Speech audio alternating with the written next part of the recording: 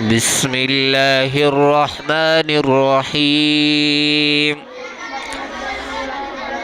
وجاوزنا ببني إسرائيل البحر فأتوا على قوم يعقفون على أصنام لهم قالوا يا موسى اجعل لنا إلها كما لهم آلهة قال إنكم قوم تجهلون إن هؤلاء متبر ما هم فيه وباطل ما كانوا يعملون قال أغير الله أبغيكم إلها وهو فضلكم على العالمين وإذ أنجيناكم من آل فرعون يسومونكم سوء العذاب يقتلون أبناءكم ويستحيون نساءكم وفي ذلكم بلاء من ربكم عظيم.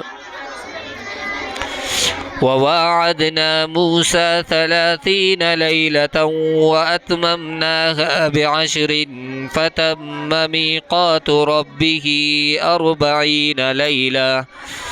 وقال موسى لأخيه هارون اخلفني في قومي وأصلح ولا تتبع سبيل المفسدين.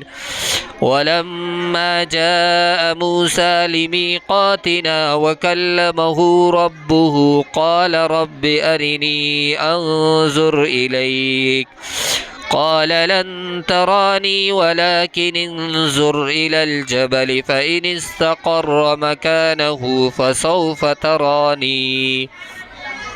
فلما تجلى ربه للجبل جعله دكا وخر موسى صعقا فلما أفاق قال سبحانك تبت إليك وأنا أول المؤمنين.